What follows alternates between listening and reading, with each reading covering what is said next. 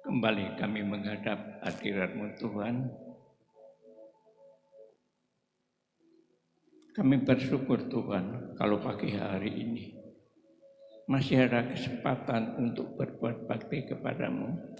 Amin. Memuliakan nama-Mu, mendengarkan firman Tuhan. Persembahan yang sudah kami berikan kepada Tuhan, kiranya boleh menyukakan hati-Mu Tuhan, sehingga hati-Mu terbuka untuk apa yang kami persembahkan kepada Tuhan. Termasuk pagi hari kami yang datang kepada Tuhan.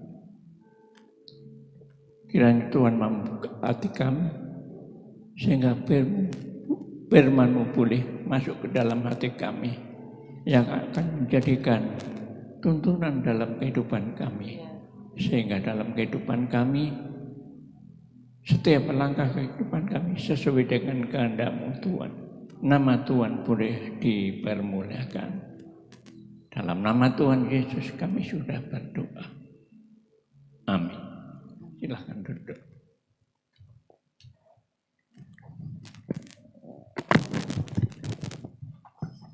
Pagi hari ini kami sangat bersyukur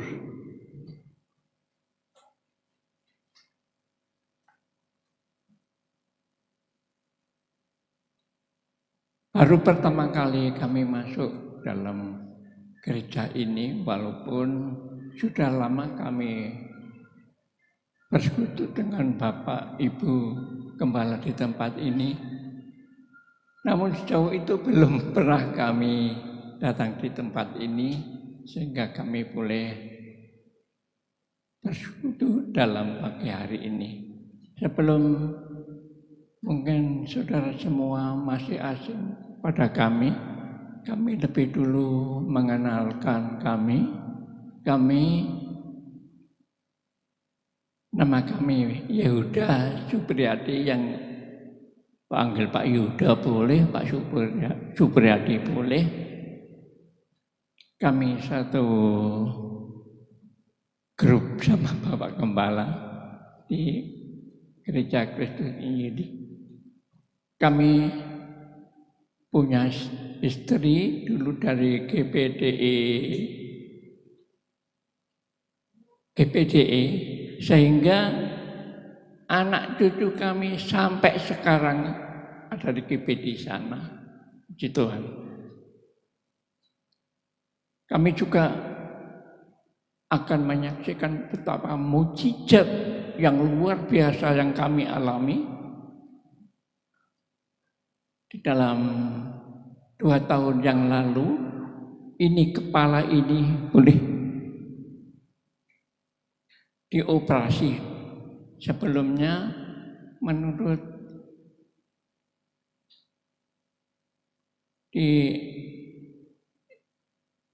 istilahnya, di rumah sakit dituduhkan ada 30 cc di kepala ini yang harus dioperasi. Yang berhasil atau tidak itu nanti hasilnya pasti mati, sudah. Tapi kenyataan masih bisa hidup, sehingga kami bisa merasakan mukjizat daripada Tuhan yang sebelumnya kami tidak bisa bicara sama sekali. Tidak bicara sama sekali. Setelah dioperasi kami bisa bicara pertama kali, ya istilahnya pelet, pedal gitu, sampai sekarang bisa normal seperti biasa. Inilah kesaksian kami yang akan menjadikan satu perkenal kami kepada saudara. Malam hari ini kami akan ajak saudara berbicara tentang anak. Banyak kiasan-kiasan di dalam firman ditulis hubungan kita dengan Tuhan. Salah satu di antaranya adalah kita sebagai anak. Kalau kita sebagai anak, Tuhan itu Bapa kita. Nah, anak itu sendiri ada yang melakukan kehendak Bapa menurut Tuhan, dan ada juga yang tidak menurut kehendak Tuhan, yang nantinya apabila kita evaluasi kehidupan kita, nanti kita bisa nanti masuk, kami ini masuk anak melakukan kehendak Bapa atau tidak melakukan kehendak Bapa, yang nantinya akan menjadikan satu pendorong kepada kita makin hari makin dekat kepada Tuhan. Amin. Sebagai dasar firman Tuhan, kami akan ajak saudara berbicara dalam Injil Matius 21.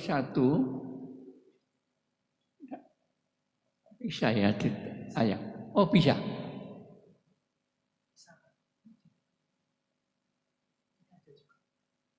Ada. Matius 21 ayat 28 sampai 32. Iya. Oh iya.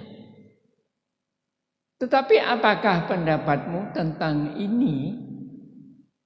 Seorang mempunyai 2 anak laki-laki, ia pergi kepada anak yang sulung dan berkata, "Anakku, pergilah dan bekerjalah hari ini dalam kebun anggur." Jawab anak itu, "Baik, Bapak," tetapi ia tidak pergi. Lalu orang itu pergi kepada anak yang kedua dan berkata demikian juga. Dan anak itu menjawab, "Aku tidak mau." Tetapi kemudian ia menyesal, lalu pergi juga. Siapakah di antara kedua anak itu yang melakukan kehendak ayahnya? Jawab mereka, "Yang terakhir." Kata Yesus kepada mereka, "Aku berkata kepadamu, sesungguhnya pemungut-pemungut cukai dan perempuan-perempuan sundal akan mendahului kamu masuk ke dalam kerajaan Allah. Sebab Yohanes datang untuk menunjukkan jalan kebenaran kepadamu, dan kau tidak percaya kepadanya. Tetapi pemungut-pemungut cukai dan perempuan-perempuan sundal percaya kepadanya, dan meskipun kamu melihatnya, tetapi kemudian kamu tidak menyesal dan kamu juga tidak juga percaya kepadanya." Puji Tuhan. Pertanyaan atau peristiwa ini terjadi, saudara, sebelumnya ada pertanyaan juga, ada hubungannya dengan timbulnya perumpamaan tadi, saudara. Tatkala Tuhan ditanya oleh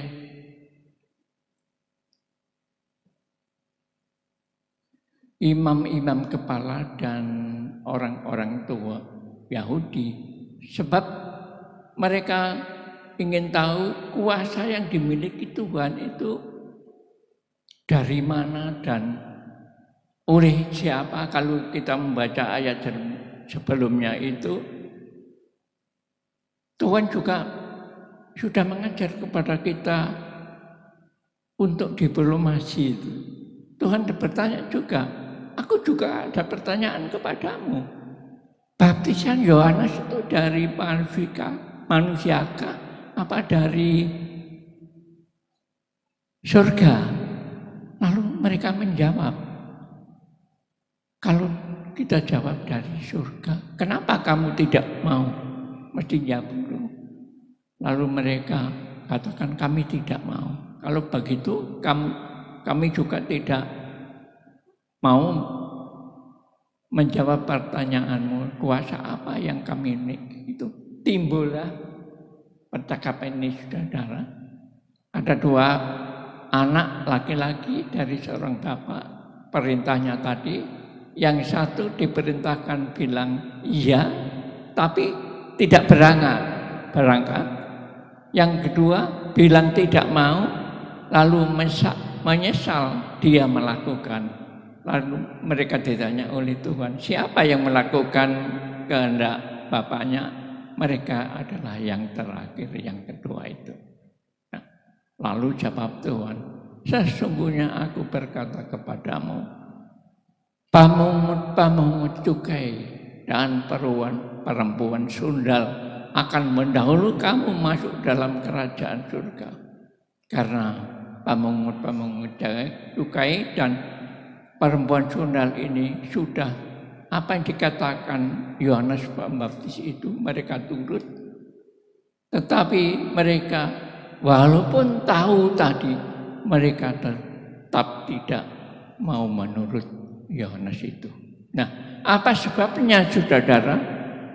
Pemungut cukai dan perempuan sundal dipakai Tuhan untuk katakan menempelak mereka, saudara. Kalau kita membaca di dalam Injil Lukas pasal yang ke-19 ayat 1 sampai ayat yang ke-10. Lukas 19 ayat 1 sampai 10. Yesus masuk ke kota Yeriko dan berjalan terus melintasi kota itu. Di situ ada seorang bernama Sakeus, kepala pemungut cukai, dan ia seorang yang kaya. Ia berusaha untuk melihat orang apakah Yesus itu, tetapi ia tidak berhasil karena orang banyak, sebab badannya pendek. 5 sampai 10. 5.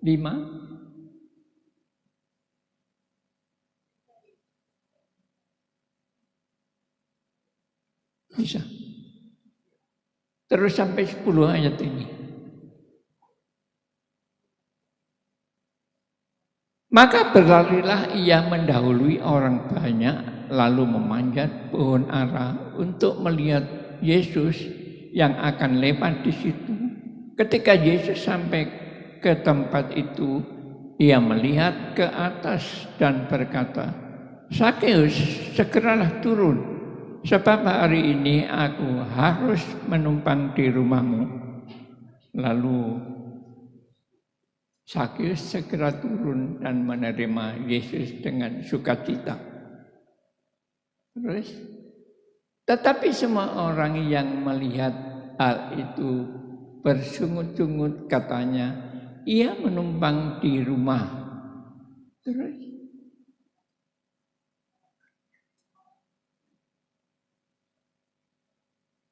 orang berdosa, 8. Tetapi Sakeus berdiri dan berkata kepada Tuhan, Tuhan, setengah dari milikku akan kuberikan kepada orang miskin, dan sekiranya ada sesuatu yang kuperas dari seseorang akan kukembalikan 4 kali lipat.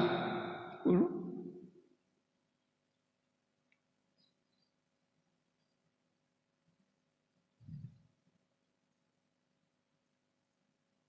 Ya, enggak apa-apa. Tatkala Tuhan datang ke rumah Sakeus, rupanya Sakeus ini belum pernah mendengar Tuhan Yesus. Sehingga tatkala rombongan Tuhan akan lewat di sana, ia ingin tahu siapakah Yesus itu.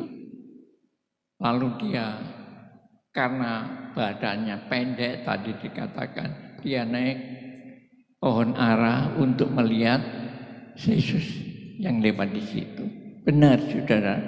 Tatkala Tuhan Yesus lewat di situ, mendongak ke atas. Sakeus, turunlah. Hari ini aku akan datang ke rumahmu. Dan setelah Tuhan datang ke rumah Sakeus, Sakeus ini orang kaya, tapi pendek tubuhnya, saudara. Lalu Dengan kedatangan Tuhan ke rumah Sakeus ini, ada satu perubahan yang drastis atas diri Sakeus ini. Sakeus yang dianggap orang berdosa karena pekerjaan pemungut cukai ini, saudara, suka memeras orang. Ada satu perubahan yang drastis atas Sakeus. Tuhan, setengah daripada hartaku aku akan berikan kepada orang miskin. Dan apabila ada sesuatu yang pernah aku was daripada orang, karena dia pemungut cukai ini, saudara, akan kukembalikan 4 kali lipat. Satu perubahan yang sangat drastis.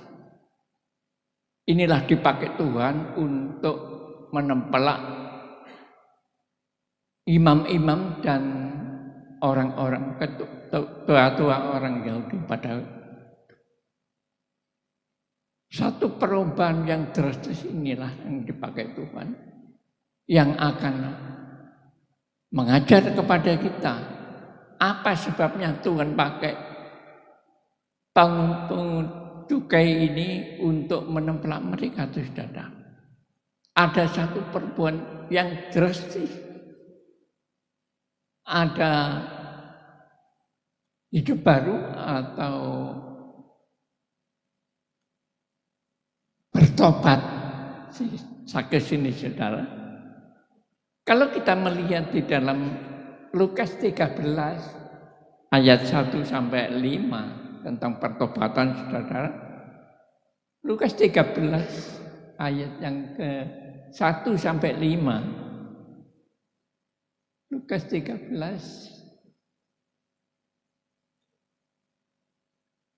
ayat 1.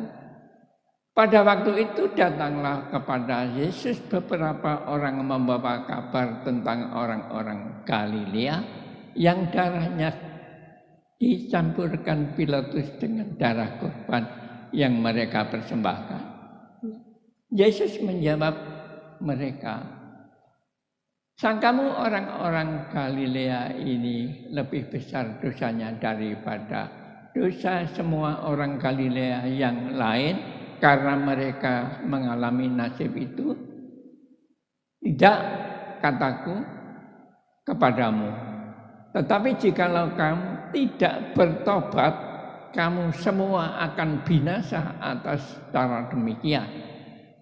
Atau sangkamu ke-18 orang yang mati ditimpa menara dekat Siloam lebih besar kesalahannya daripada kesalahan semua orang lain yang di dalam Yerusalem?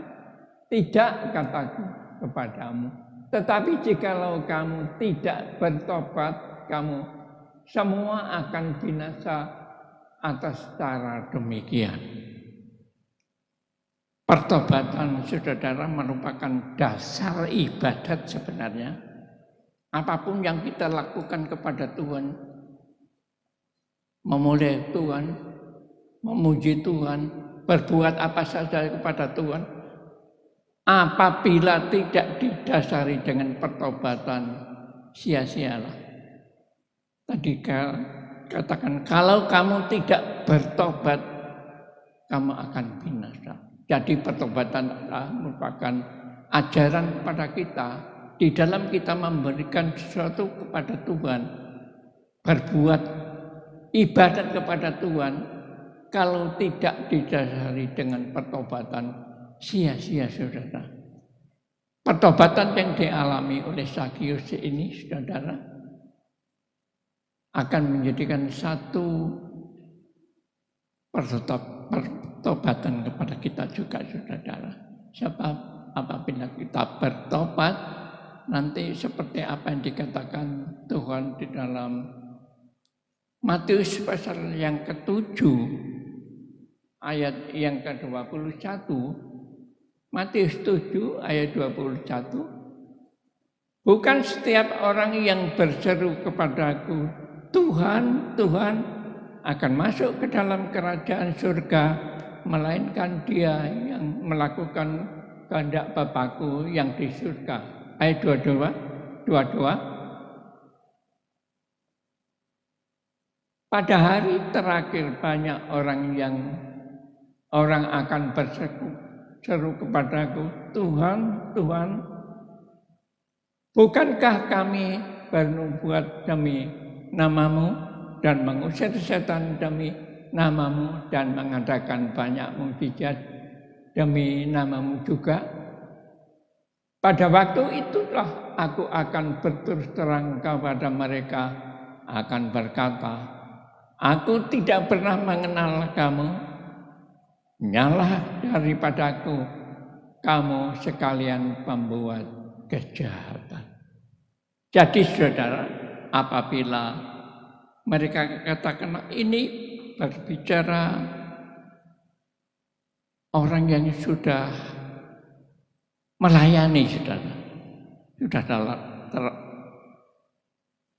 pelayanan, tetapi dasar yang dipakai melayan Tuhan itu tidak dengan dasar pertobatan atau kebenaran, saudara, sehingga Tuhan katakan, nyalah kamu yang membuat kejahatan.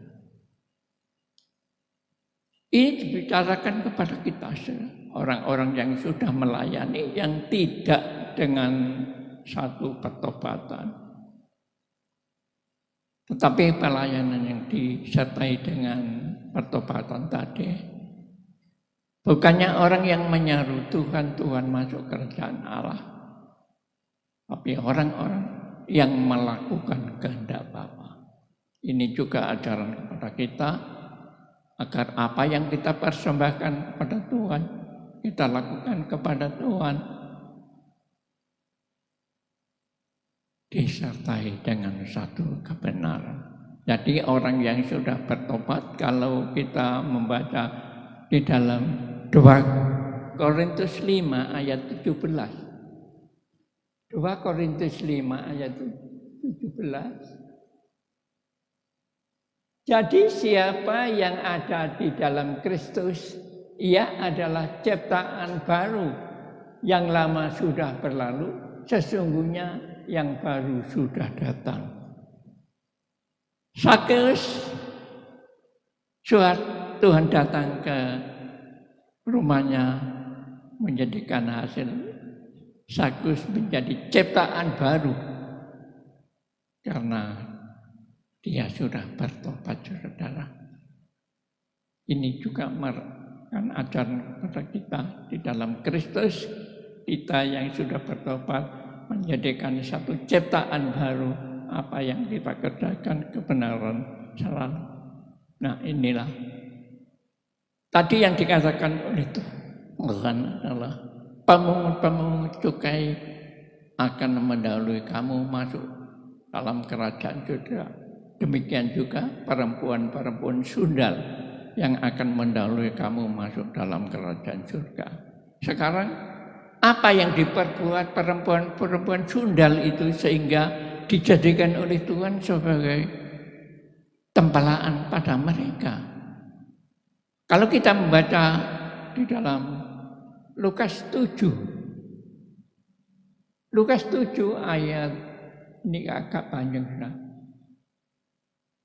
Lukas 7 kita baca dulu sampai dengan ayat yang ke-10 saja. Lukas 7 ayat 36 mulai. Sebenarnya sampai 50 nanti. Seorang Farisi mengundang Yesus untuk datang makan di rumahnya. Yesus datang ke rumah Farisi, lalu duduk makan. Di situ, di kota itu ada seorang perempuan yang terkenal sebagai seorang berdosa. Ketika perempuan itu mendengar bahwa Yesus datang makan di rumah orang Farisi itu, datanglah ia membawa sebuah bulu-bulu pualam berisi minyak wangi. Sambil menangis, ia pergi berdiri di belakang Yesus, dekat kakinya, lalu membasahi kakinya itu dengan air, terus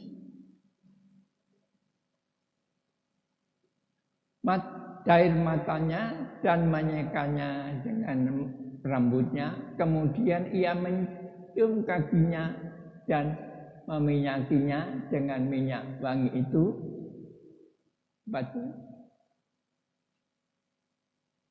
Ketika orang Farisi yang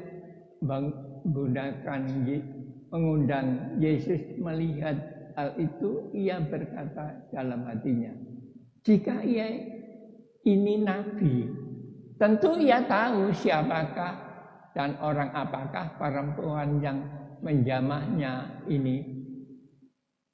Tentu ia tahu bahwa perempuan itu adalah seorang berdosa. Lalu Yesus berkata kepadanya, Simon, ada yang hendak kukatakan kepadamu. Sahut Simon, katakanlah guru. Sampai di sini tuh ada dua orang yang berhutang kepada seorang pelepas uang, yang seorang berhutang 500 dinar, yang 50 ya tersayang. Karena mereka tidak sanggup membayar, maka ia menghapuskan hutang kedua orang itu. Siapakah di antara mereka yang akan terlebih mengasihi dia? Jawab Simon, aku kira dia yang paling banyak dihapuskan hutangnya. Kata Yesus kepadanya, betul pendapatmu itu. Dan sambil berpaling kepada perempuan itu, ia berkata kepada Simon, engkau lihat perempuan ini, aku masuk ke rumahmu, namun engkau tidak memberikan aku air untuk membasuh kakiku, tetapi dia membasahi kakiku dengan air mata dan menyekanya dengan rambutnya. Engkau tidak mencium aku, tetapi sejak aku masuk, ia tiada henti-hentinya mencium kakiku.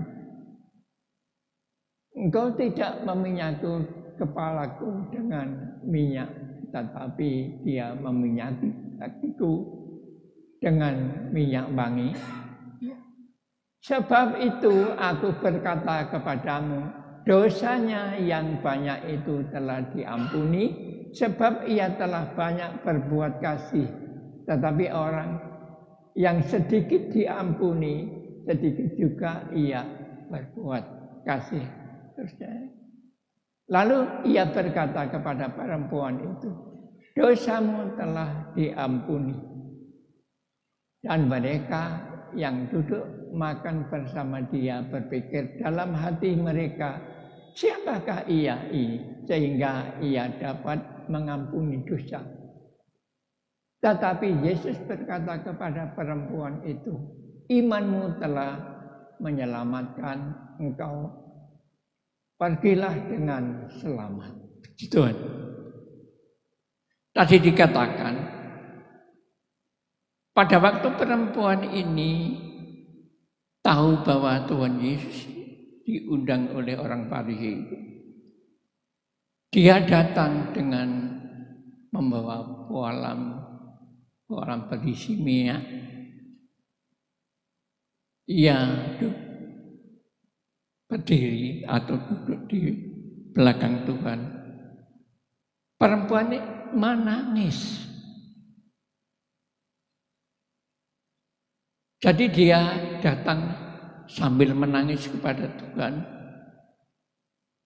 menyeka kaki Tuhan dan air matanya dengan diseka dengan rambutnya, menciumi kaki Tuhan, meminyaki kaki Tuhan dengan minyak wangi. Nah, pada waktu orang Farisi yang mengundang itu tahu, dia dalam hati katanya, kalau dia seorang nabi, tentunya siapakah dia? Macam apakah orang yang menjamah dia itu? Karena Tuhan tahu apa yang menjadi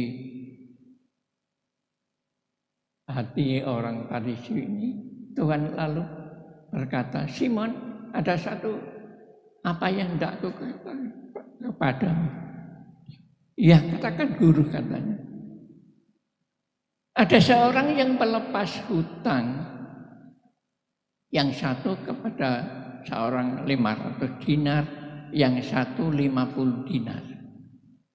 Sama-sama tidak bisa melepaskan, mengembalikan hutangnya, dilepaskannya kedua. Setelah dilepaskan daripada hutangnya, siapa di antara orang ini yang lebih banyak kasihnya kepada perempuan, kepada tuan yang melepaskan hutang ini? Kami kira yang dilepaskan yang lebih banyak itu, kata Simon. Tuhan katakan, betul pendapatmu Simon. Baru Tuhan melihat, sambil melihat si perempuan sundal ini. Lihat orang ini, Simon. Aku masuk ke rumahmu, engkau tidak memberikan air untuk membasuh kakiku. Tetapi perempuan ini membasahi kakiku dengan air mata sambil disekat dengan rambutnya. Engkau tidak mencium aku, perempuan tidak henti-hentinya mencium kakiku dengan minyak wangi. Sebab itu katanya, dosanya yang banyak inilah diampuni karena kasih kepada Tuhan banyak sekali. Kalau lihat peristiwa ini, saudara, ada pengajaran kepada kita, saudara. Di sini apa yang kita perbuat kepada Tuhan ini menjadi ukuran pengampunan.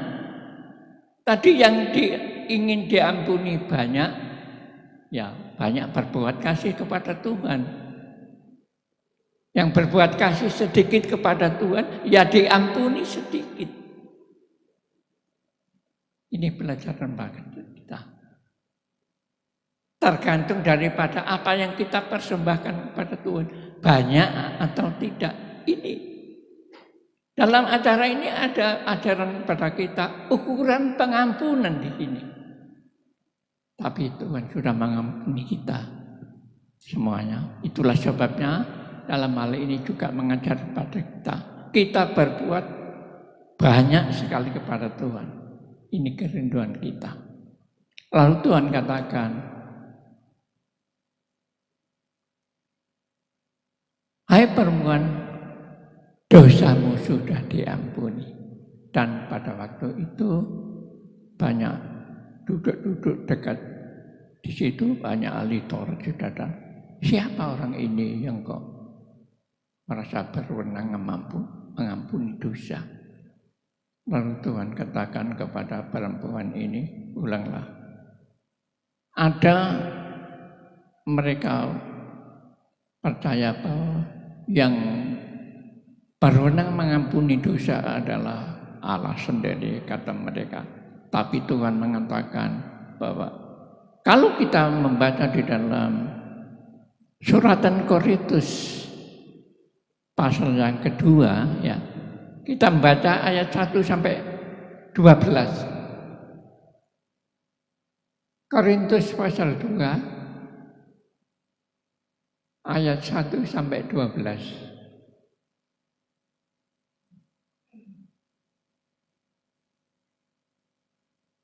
Oh, Markus, yang saya maksud Markus pasal 2 ayat 1 sampai 12. Markus. Iya. Kemudian sesudah lewat beberapa hari, waktu Yesus datang lagi ke Kapernaum, tersiarlah kabar bahwa ia ada di rumah. Maka datanglah orang-orang berkerumun sehingga tidak ada lagi tempat. Bahkan di muka pintu pun tidak. Sementara ia memberitakan firman kepada mereka, ada orang-orang datang membawa kepadanya seorang lumpuh digotong oleh 4 orang. Tetapi mereka tidak dapat membawanya kepadanya karena orang banyak itu. Lalu mereka membuka atap yang di atasnya. Sesudah terbuka mereka menurunkan tilam tempat orang lumpuh itu terbaring. Ketika Yesus melihat iman mereka, berkatalah ia kepada orang lumpuh itu, "Hai anakku, dosamu sudah diampuni." Tetapi di situ ada juga duduk beberapa ahli Taurat.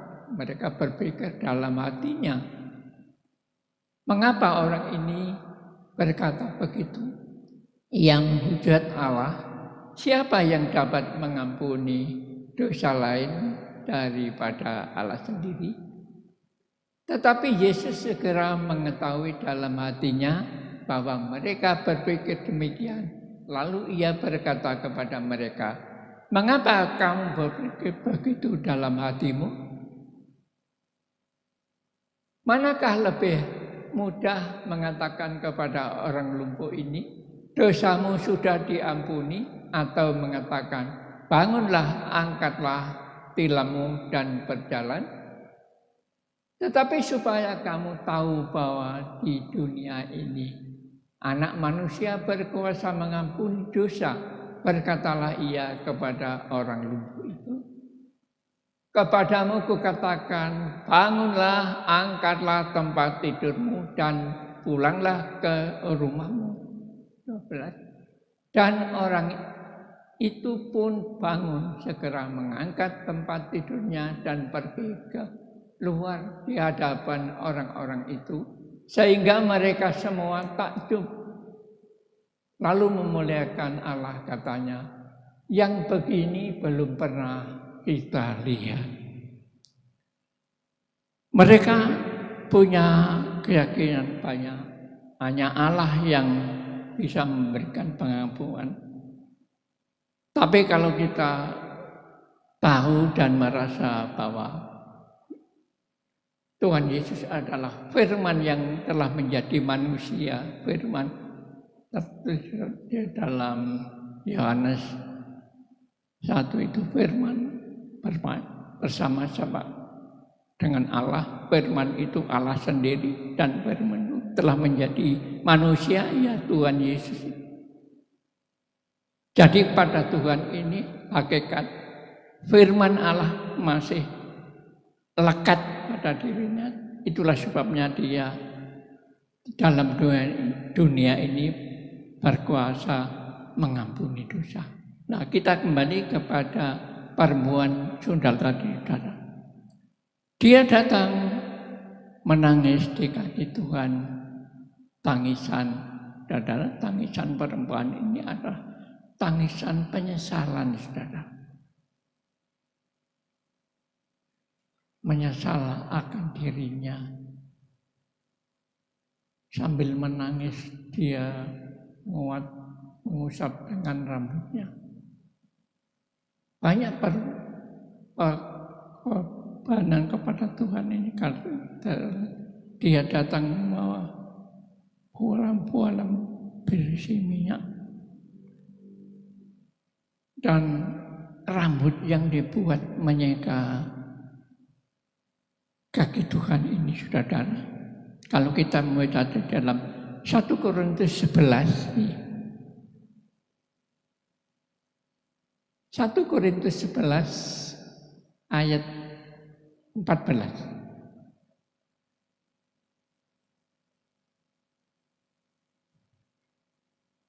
Bukankah alam sendiri menyatakan kepadamu bahwa adalah kehinaan bagi laki-laki jika ia berambut panjang?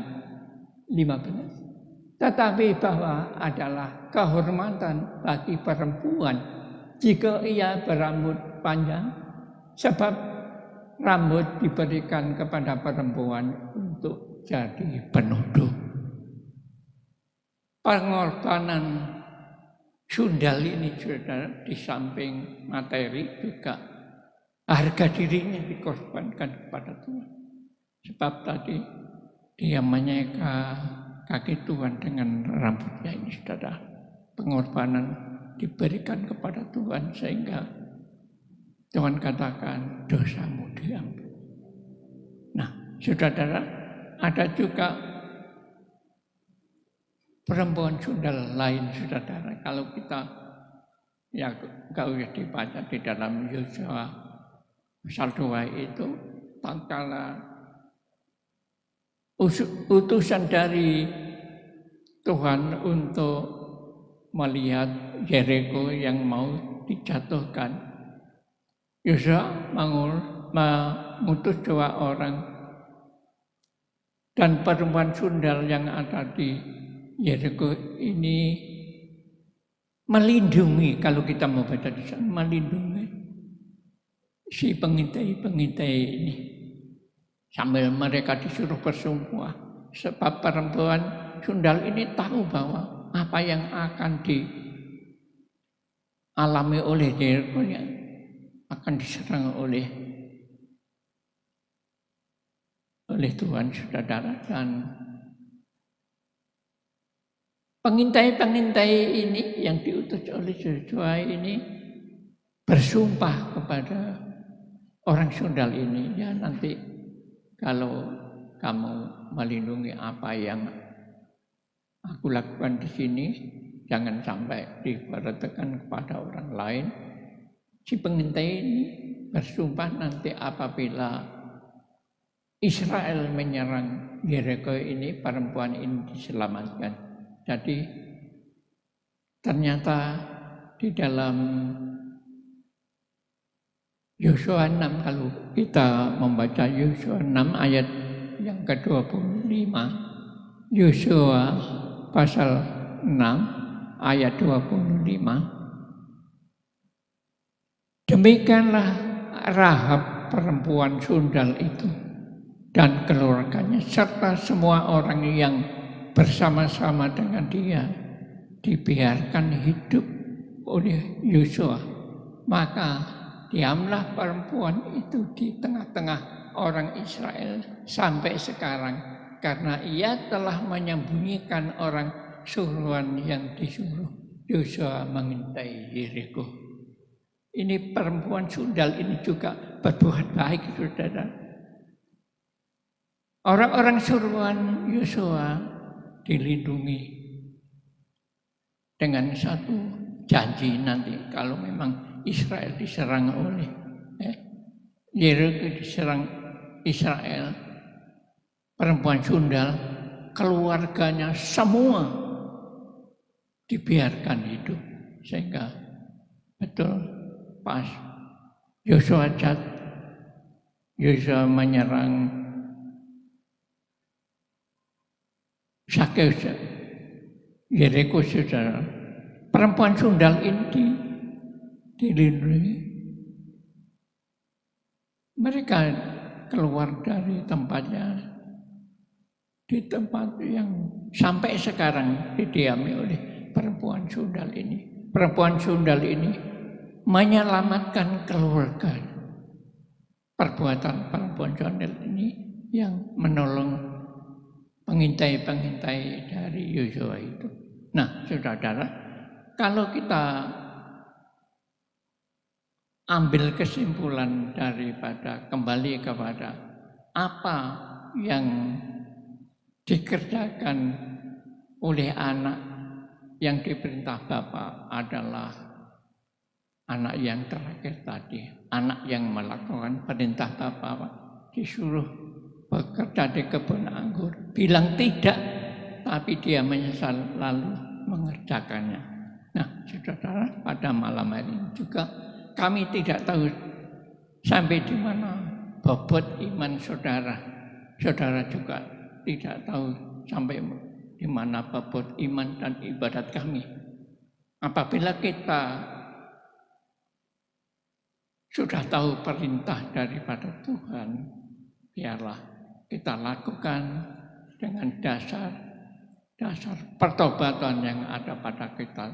Kita tahu bahwa apa yang kita lakukan dengan dasar pertobatan ini berikan kepada kita oleh Tuhan, sehingga janji-janji Tuhan yang dijanjikan kepada kita.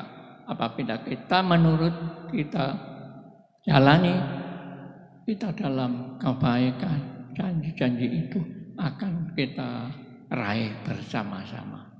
Inilah kiranya apa yang kita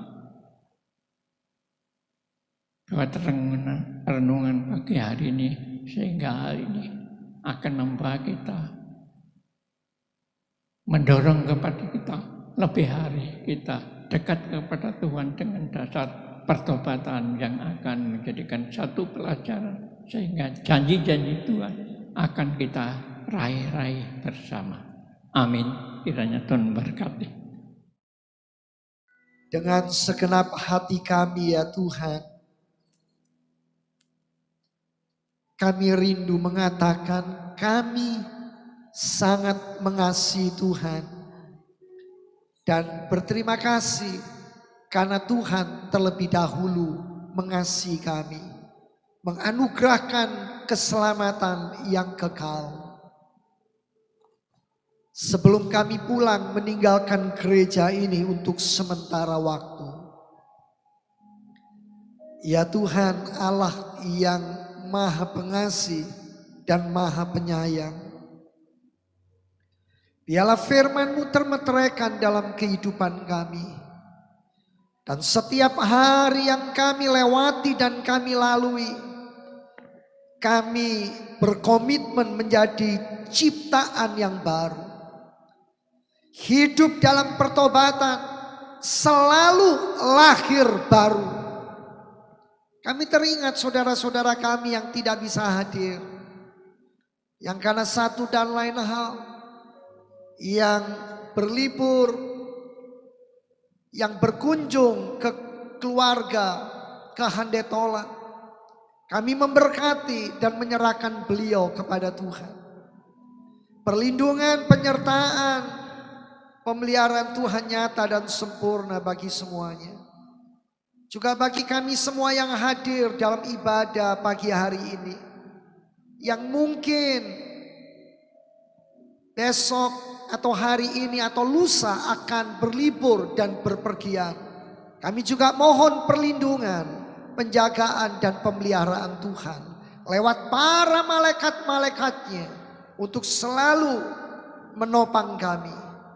Kami menyerahkan bangsa dan negara kami tercinta Indonesia kepada Tuhan.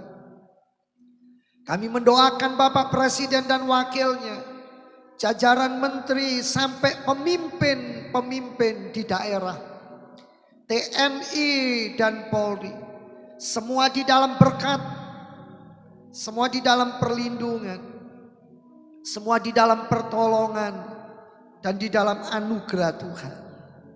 Bapak terima kasih karena Tuhan sungguh mengasihi kami, karena Tuhan layak dipuji dan layak disembah. Biarlah di negeri kami tercinta akan terjadi hujan pertobatan. Di dalam nama Tuhan Yesus, Indonesia dipenuhi kemuliaan Tuhan. Kami juga berdoa dan menyerahkan semua partner-partner pelayanan dimanapun beliau berada. Tuhan juga melindungi, menopang dan menolong. Bapak terima kasih. Kami percaya hadirat Tuhan nyata. Kami percaya Tuhan mengasihi kami. Dan Tuhan ada bersama kami. Amin. Sampai selama-lamanya. Mari jemaat yang dikasihi Tuhan, angkatlah kedua belah tangan. Arahkan pandanganmu kepada sorga. Dan sekarang terimalah berkat Allah Bapa, cinta kasih kemurahan Tuhan Yesus Kristus Sang Putra, di dalam persekutuan Allah Roh Kudus, akan menyertai, memimpin dan memberkati kehidupanmu sekarang bahkan sampai selama-lamanya. Di dalam nama Tuhan Yesus Kristus. Puji Tuhan. Amin. Selamat hari Minggu, selamat pulang. Tuhan Yesus memberkati.